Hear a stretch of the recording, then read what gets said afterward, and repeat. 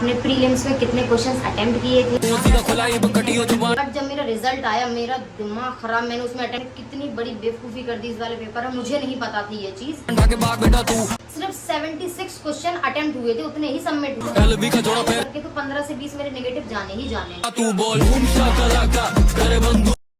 Hey guys, my name is Anjali. I got AIN 97 in NOSET 10. बहुत सारे student मुझसे एक सवाल बार पूछ रहे थे, मैम कि अपना स्कोर कार्ड बता दीजिए कि आपने प्रीलिम्स में कितने क्वेश्चंस अटेम्प्ट किए थे, कितने आपके नेगेटिव हुए, कितने आपने छोड़े थे, नॉन नर्सिंग में आपने कितने अटेम्प्ट किए थे और नॉन नर्सिंग में भी कितने छोड़े थे। वो सारी चीज़ें बता दीजिए हमें कि कितना आपने अटेम्प्ट किया था, क्या आप मेंटली प्रिपेयर होकर गए थे कि कितने क्वेश्चन आपको अटेम्प्ट करने हैं, और क्या एग्जाम का लेवल पैटर्न देख के आपने वहाँ पे डिसाइड किया था कि कितने मुझे अटेम्प्ट करने चाहिए, और सेक्शन बाय सेक्शन फिर कितने डिसाइड करते हैं हम कि क्या इतने अटेम्प्ट कर सकते हैं, अगले सेक्शन में क्या रहेगा।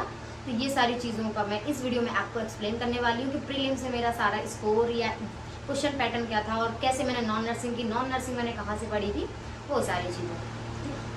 तो बेसिकली नॉन नर्सिंग मैंने अपनी कोचिंग से ही की थी कंप्लीट। मेरी कोचिंग में ही सारा नॉन नर्सिंग का सिलेबस पढ़ाया गया था और मैंने फोकस किया था रीजनिंग और मैथ पे, क्योंकि वो थोड़ा सा मतलब उसमें कुछ गिने चुने टॉपिक्स होते हैं कि उनसे ही क्वेश्चन बार बार रिपीट होते हैं हर साल, चाहे वो कैलेंडर से मान लो, चाहे क्लॉक से मान लो, चाहे डिस्टेंस से मान लो मैथ में। तो ये सारी चीज़ें उसमें डिसाइडेड रहती हैं, तो मैंने उन पर ही फोकस किया था। मैंने जीके और इंग्लिश नहीं पढ़ पाई थी, जीके तो इतनी ज़्यादा थी कि मैंने उस पर फोकस ही नहीं किया। तो इतना मेरा डिसाइडेड था कि प्रीलिम्स में सिर्फ मुझे मैथ और रीजनिंग के क्वेश्चन ही अटेम्प्ट करने हैं और मुझे वही आएंगे। जीके आई डोंट थिंक कि मुझे बिल्कुल भी बनने वाली है। तो ये मैं मेंटली प्रिपेयर होकर गई थी कि वो 10 नंबर तो मेरे जाने वाले हैं, जीके मैथ या कुछ एक्स्ट्रा आने वाला, मुझे सिर्फ रीजनिंग और मैथ ही अटेम्प्ट करनी है। तो नॉन नर्सिंग के 20 क्वेश्चन में से मुझे सिर्फ 10 क्वेश्चन के आंसर आने वाले हैं। तो माइंड में ये मैं प्रिपेयर होकर गई थी कि नॉन नर्सिंग के 10 क्वेश्चन तो मेरे जाने हैं, वो 10 तो मुझे छोड़ने ही छोड़ने हैं, वो 10 गए। उन नॉन नर्सिंग में सिर्फ मुझे 10 अटेम्प्ट करने हैं, 10 मेरे पहले ही डिसाइडेड थे कि वो नहीं कर पानी है मुझे, 10 तो मुझे छोड़ने हैं, वो 10 यहाँ चले गए। अब बात आती है कि मुझे कम से कम 50% तो स्कोर करना ही था प्रीलिम्स को क्रॉस करने के लिए कि वो कट ऑफ में पार कर पाऊँ ताकि मेंस के लिए मैं एलिजिबल हो पाऊँ। तो मैं ये डिसाइड करके गई थी कि जब मैं भी मॉक देती थी या क्वेश्चंस करती थी तो इतना मुझे एनालाइज हो गया था कि 15 से 20 तो नेगेटिव मेरे जाने ही जाने हैं पूरे एग्जाम में। मैं चाहे कितने भी अटेम्प्ट करूँ, लाइक 80, 75 या 85, तो 15 से 20 तो नेगेटिव हो ही जाएंगे इजीली, क्योंकि कितना भी आप नेगेटिव कितना कंट्रोल करती मैं करती थी, मुझे किसी का नहीं पता, बट जब मैं करती थी अगर मैं ज़्यादा, क्योंकि कुछ ना कुछ क्वेश्चन में हमें डाउट रहता ही है, बट अगर हम रिस्क नहीं लेंगे तो हम वो सारे ही क्वेश्चन छोड़ते जाएंगे तो फिर स्कोर भी कैसे बनेगा। तो इतना था कि अगर मैं रिस्क लेके क्वेश्चन करती हूँ अपने ऊपर कॉन्फिडेंस करके तो 15 से 20 मेरे नेगेटिव जाने ही जाने हैं।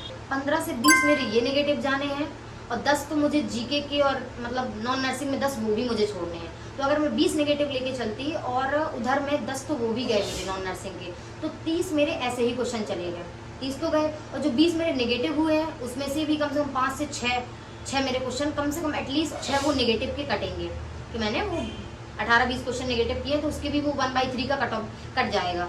तो 6 वो मेरे कटने हैं, 20 मेरे कम से कम नेगेटिव भी होने हैं और 10 मैंने नॉन नर्सिंग के भी छोड़ दिए। तो इतना मेरा डिसाइडेड था कि 35 से 36 नंबर तो ऐसे ही गए मेरे, ये तो गए। अब 35 से 36 गए, मेरे पास अप्रॉक्स 65 कुछ नंबर बचे हुए थे कि इतने क्वेश्चंस हैं। अब इन क्वेश्चंस में ये नॉन नर्सिंग का अभी नर्सिंग का है, नॉन नर्सिंग तो मैंने छोड़ी, अभी नर्सिंग के छोड़ने की तो बात ही नहीं हुई थी। तो मेरे माइंड में ये था कि 65 में से अब कम से कम मैं 10 भी अगर छोड़ देती हूँ नॉन नर्सिंग में तो 55 क्वेश्चन बचते हैं मेरे पास। नेगेटिव भी मैंने अपने हटा दिए साइड में, कितने मुझे छोड़ने वो भी हटा दिए, नेगेटिव का मैंने कट ऑफ भी हटा दिया कि 1/3 भी कट जाएंगे। तो 55 क्वेश्चन भी अगर मेरे सही हो जाते हैं तो सब कुछ मेरा सेट है कि 50 से 55 के बीच में मार्क्स आ जाएंगे तो प्रीलिम्स का कट ऑफ मेरा पार हो जाएगा, अप्रॉक्स इतना तो हो जाएगा, मेंस के लिए एलिजिबल हो जाऊंगी। तो इसके लिए मैंने डिसाइड करा था कि मैं 10 नॉन नर्सिंग के भी अगर छोड़ देती हूँ और 10 नर्सिंग के भी छोड़ देती हूँ तब भी मेरा कट ऑफ पार हो जाएगा इजीली। तो 80 तो एटलीस्ट मुझे अटेम्प्ट करने ही करने, ये मैं सोच के गई थी, मेंटली ये सब मैं सोच के गई थी, बट ज़रूरी नहीं हम जो सोच के जाएँ वो हो। अब क्या हुआ, जब मैं एग्जाम देने गई तो मैंने वहाँ पे एक चीज़ नोटिस की, मैं मेंटली प्रिपेयर थी, सेक्शन वाइज सेक्शन ओपन हो रहा है, 20 नंबर ही ओपन हो रहे हैं। माइंड में था कि कोई भी सेक्शन हार्ड भी हो सकता है, जिस सेक्शन में मैंने ये सोचा था कि नर्सिंग के मैं 10 छोड़ दूंगी, 4 सेक्शन में अगर मैं 10 क्वेश्चन भी छोड़ देती हूँ तो ईजिली पार हो जाएगा कट ऑफ। बट माइंड में ये भी था कि कोई सेक्शन अगर ज़्यादा हार्ड हो गया, मैंने 10 का आंकड़ा लेके चला है कि 10 मुझे छोड़ने हैं, अगर पर सेक्शन 2 भी छोड़ती हूँ तो हो जाएगा। लेकिन कोई सेक्शन बहुत हार्ड आ जाता है, कोई सेक्शन बहुत ईजी आ जाता है और हमें पता नहीं चलता। पहला सेक्शन ओपन हुआ फॉर एग्जाम्पल और वो हार्ड है और दूसरा ईजी है, या फॉर एग्जाम्पल पहला सेक्शन जब ओपन हुआ तो वो ईजी था तो हमने ये सोच के छोड़ दिया कि चलो 2 छोड़ देते हैं, अगले में भी 2 छोड़ देंगे, अगले में भी 2 छोड़ देंगे, तो ऐसे ऐसे करके 80 अटेम्प्ट हो जाएंगे पूरे पेपर में। बट ये भी माइंड में था कि कोई सेक्शन हार्ड भी आएगा, वो तो आता ही आता है, और वही हुआ था इस बार प्रीलिम्स में। 2 सेक्शन काफी हार्ड आए थे और 1 सेक्शन तो बहुत ज्यादा हार्ड था, और ये चीज मेरे माइंड में थी पहले से। तो मैं देखती जा रही थी कि अगर मुझे क्वेश्चन थोड़े से भी इजी लगते हैं किसी सेक्शन में तो मैं कोशिश करती थी कि कैसे भी करके वो 20 तक नहीं तो 19 तक पहुंच जाएं, 18 या 19 तक हर हाल में पहुंचे मेरे अटेम्प्टिंग नर्सिंग में 20 में से। पहला सेक्शन इजी था मेरे बेस पे, जब मैंने प्रीलिम्स दिया था 9 से 10 का, तो मुझे ऐसा लग रहा था कि पहला सेक्शन इजी है, तो मैं उसमें बहुत हद तक गई थी, तो मैं उसमें 18 या 19 तक गई। मैंने 1 या 2 फिर भी उसमें छोड़े। अगला सेक्शन ओपन हुआ, वो भी थोड़ा सा कहीं ना कहीं ईजी लगा मुझे, तो उसमें भी मैं 18 तक गई थी। हाँ, दूसरे सेक्शन में भी मैंने 18 अटेम्प्ट किए। अब आया तीसरा सेक्शन नर्सिंग का, वो मुझे टफ लगा। अपना अपना होता भाई, किसी को कोई टफ लग रहा, मुझे तीसरा सेक्शन टफ लग रहा था। अब उसमें जब मैंने अटेम्प्टिंग की तो मैं क्या कर रही थी, मार्क रिव्यू के लिए छोड़ती जा रही थी। तीसरे चौथे सेक्शन में मुझे सच में टफ लग रहे थे क्वेश्चन, तो मैं मार्क रिव्यू करके छोड़ती जा रही थी, कि आंसर भी कर रही थी और मार्क रिव्यू करके छोड़ती जा रही थी कि हाँ मैं अभी इनको देख लूंगी कि अगर मैं इनको सही कर पाऊँ, वरना डिसाइड करूंगी अभी थोड़ा टाइम बचा के जल्दी जल्दी कि मुझे कितने अटेम्प्ट करने हैं, इसमें से कितने छोड़ने, क्योंकि ये भी चल रहा था माइंड में, ज़्यादा भी नहीं छोड़ सकती। मैंने जब क्वेश्चंस अटेम्प्ट किए उसमें, तो अब मैंने नॉन नर्सिंग में मार्क रिव्यू के लिए 5 या 6, हाँ इसमें 6 कम से कम मैंने छोड़ रखे थे। ठीक है, मैंने 6 छोड़ रखे थे। अब मेरी सबसे बड़ी दिक्कत कहाँ हुई भाई, मैंने कितनी बड़ी बेवकूफ़ी कर दी इस वाले पेपर में, मुझे नहीं पता थी ये चीज़। मैंने क्या किया, मैंने मार्क रिव्यू के लिए छोड़ दिए, और फिर मार्क रिव्यू में क्लिक करके जब मैंने लास्ट टाइम बचा मेरा सेक्शन सबमिट होने का, तो मैं मार्क रिव्यू वाले क्वेश्चन को आंसर करती जा रही हूँ, आंसर करती जा रही हूँ। और पता है क्या कर रही हूँ, आंसर करती जा रही हूँ, आंसर विथ मार्क रिव्यू करती जा रही हूँ। 4 क्वेश्चन का मैंने यही करा, आंसर भी किया और मार्क रिव्यू पे भी डाले। मतलब इन द सेंस कि मेरे माइंड में ये था कि मैंने आंसर तो कर दिया ना इसका, पहले मैंने मार्क के लिए डाला था और मैंने इसका आंसर कर दिया तो ये सबमिट हो जाएगा, क्योंकि मैंने उससे पहले आरआरबी का पेपर दिया था। तो ऐसा मुझे लगा था कि जब मैंने आरआरबी में मार्क रिव्यू और आंसर साथ में किए थे तो मेरे क्वेश्चन को सबमिट हो गए थे। बट 9 में ऊपर जो हेडलाइन लिखी हुई थी कि मार्क रिव्यू के लिए आप जो भी क्वेश्चन डालते हैं उसको आप आंसर भी कर रहे हैं, अगर मार्क रिव्यू विथ आंसर, वो क्वेश्चन आपका तब भी सबमिट नहीं होगा। जब तक उस क्वेश्चन में मार्क रिव्यू लिखा है तब तक वो सबमिट होगा ही नहीं। आपको प्रॉपर वो आंसर करके मार्क रिव्यू हटा के, ग्रीन जब तक वो ऑप्शन नहीं देखने लग रहा है, जैसे चौथा क्वेश्चन है वो ग्रीन नहीं दिख रहा है जब तक चौथा उस बॉक्स में, तो इसका मतलब है वो सबमिट होगा ही नहीं। मैं पर्पल वाले क्लिक करती जा रही हूँ, 4 क्वेश्चन आंसर भी कर दी, उसमें टिक भी लगा है और पर्पल भी है, तो मैंने कहा आंसर तो हो गया, क्योंकि आरआरबी में मुझे ऐसे ही लगा था। अब वो 4 चले गए और मेरे माइंड में है कि मैंने ये सारे क्वेश्चन अटेम्प्ट कर लिए, 4 बढ़िया, मैंने बढ़िया अटेम्प्ट किए हैं। अब दिक्कत क्या हुई, जबकि वो क्वेश्चन टफ थे थोड़े से, मुझे लग भी रहा था कि 4 में से 2 तो गलत होंगे लेकिन 2 सही हो जाएंगे, मुझे लगा वो सबमिट हो गए, सेक्शन खत्म हो गया। मुझे पता भी नहीं कि 4 मैंने, मेरे माइंड में था मैंने 4 आंसर कर दिए। अगले सेक्शन में यही हुआ, वो मुझे और टफ लगा। अगला सेक्शन नर्सिंग वाला चौथा सेक्शन, उसमें मैंने 8 मार्क रिव्यू के लिए डाले, 8। और बाद में मैंने जब क्लिक किए उसमें भी मुझे छोड़ने थे हालांकि, तो 2 या 3 मैंने छोड़ दिए और 4 मैंने आंसर विथ मार्क रिव्यू डाल दिए, या 3 सॉरी, हाँ। तो उसमें से 1 शायद बाद में क्लिक हो गया था ग्रीन करके, बाकी जो 3 या 4 थे वो पर्पल ही दिख रहे थे। और उसमें टिक भी मैंने कर दिया था कि आंसर कर दिया मैंने, मार्क रिव्यू पहले किया, उसके बाद जब मैंने बाद में टाइम बचाया तो वो आंसर करती गई मैं, लेकिन वो ग्रीन वाला आंसर नहीं करा कि मैंने प्रॉपर मार्क रिव्यू हटा के उस क्वेश्चन को आंसर कर दिया हो। बस मैंने मार्क रिव्यू विथ आंसर करके क्वेश्चन छोड़ दिए कि अब आंसर तो कर दिया ना मैंने, तो सबमिट हो जाना चाहिए।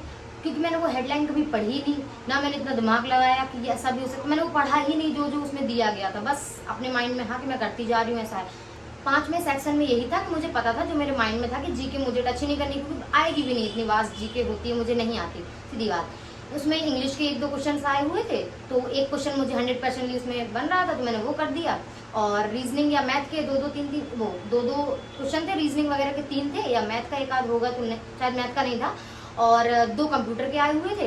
तो इस तरीके से मैंने करके 10 नॉन नर्सिंग क्वेश्चन अटेम्प्ट कर दिए और 10 मैंने छोड़ दिए। उसमें 10 यहाँ छूट गए और मेरे माइंड में ये था कि 10 मैंने नर्सिंग के अप्रॉक्स छोड़ दिए, तो मेरे माइंड में ये था कि मैंने 80 क्वेश्चन अटेम्प्ट कर लिए हैं। फिर जब मैंने कैलकुलेट किया तो मुझे समझ आया कि मैंने 81 क्वेश्चन अटेम्प्ट किए हैं, ठीक है।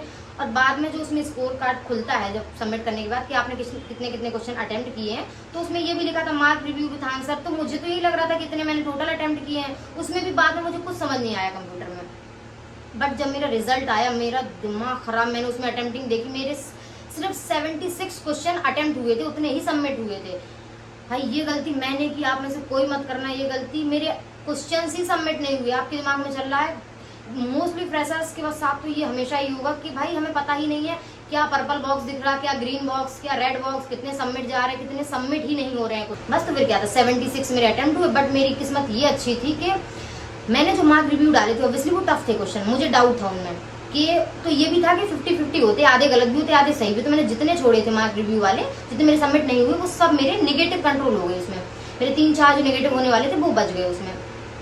तो मेरे 76 क्वेश्चन अटेम्प्ट हुए और मेरे 17 नेगेटिव हुए मेरे, और 24 मेरे उसमें मतलब अटेम्प्ट ही नहीं हुए, वो ब्लैंक चले गए। तो इस तरीके से मेरे 59 क्वेश्चन जो करेक्ट हुए, तब जाके मेरी प्रीलिम्स कट ऑफ पार हुई, मेंस लिए मैं एलिजिबल हुई। वरना तो अगर मैं 2-4 क्वेश्चन और मार्क रिव्यू डाल देती इसी तरीके से तो गया मेरा, तो प्री अटेम्प्ट नहीं होता, क्लियर ही नहीं होता। और मैं ये सोचती रहती कि मेरे आंसर तो सही थे, बट वो कुछ सबमिट ही नहीं हुआ। और ये गलती आप लोग बिल्कुल ना करें प्रीलिम्स में, जैसे मैंने की मार्क रिव्यू वाला ये सारा कुछ चक्कर वाइज। ये रहा सारा कुछ कि मैंने सेक्शन वाइज किस तरीके से क्वेश्चन अटेम्प्ट किए, कितने क्वेश्चन अटेम्प्ट किए, कितने नेगेटिव हुए, किस तरीके से मैंने प्रीलिम्स कट ऑफ पार की, या क्या क्या मिस्टेक जो मैंने की है वो आप लोग ना करें।